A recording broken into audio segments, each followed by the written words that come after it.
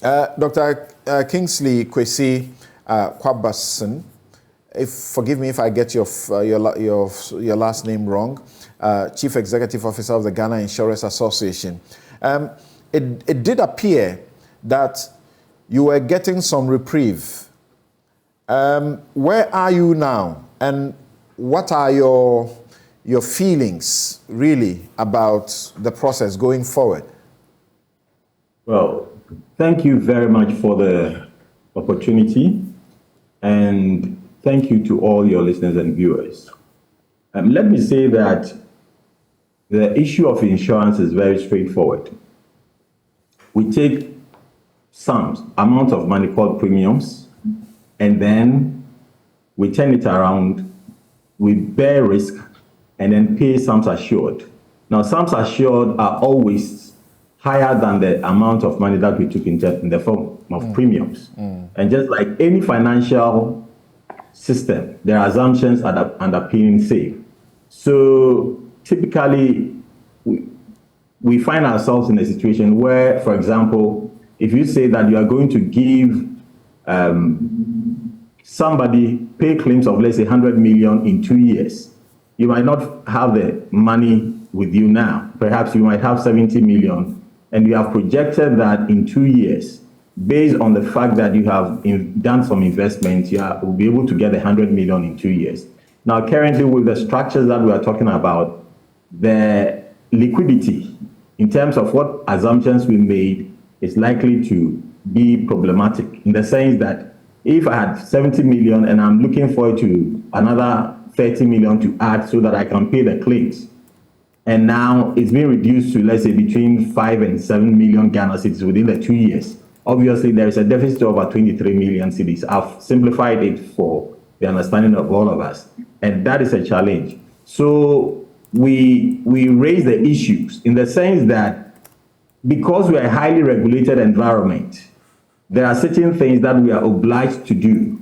As we speak now, we have our 4.3 billion cedis of our money in domestic bonds, and it is the case that because there is a regulatory requirement that we have to invest so much in government of Ghana securities, including bonds, we had to do that. Now, so the issue is, what do we do under this circumstance?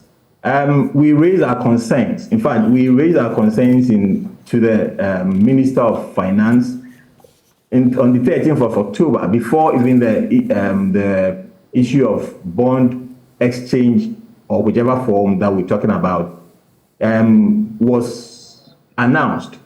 And then we've also had 2 meetings. Now, I read on the last meeting's outcome, and the minister wrote to say that, looking at the circumstances, it will be very difficult for the ministry to exempt us.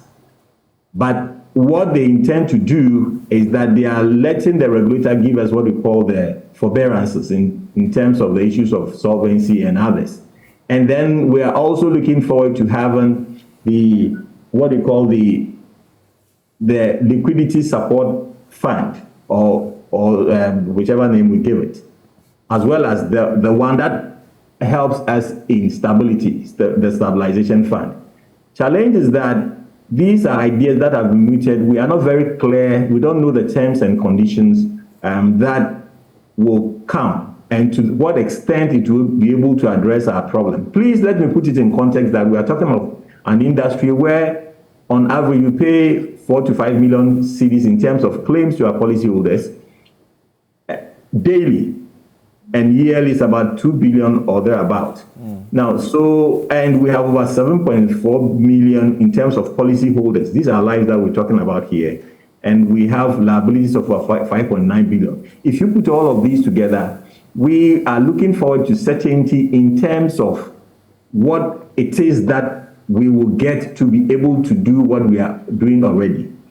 The challenge is that the terms and conditions are not very clear. And so we wrote to the Honorable Minister, and on the 13th of January, and so we asked for 2 basic reliefs. One, we asked for extension so that we'll be able to understand the nitty-gritties and how we'll be able to manage the risk that we as professionals are supposed to do in the first place.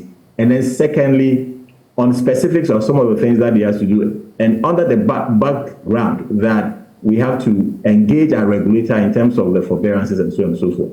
So we are yet to receive a reply on that particular letter. And so we look forward to that, taking into consideration the factors that I've raised.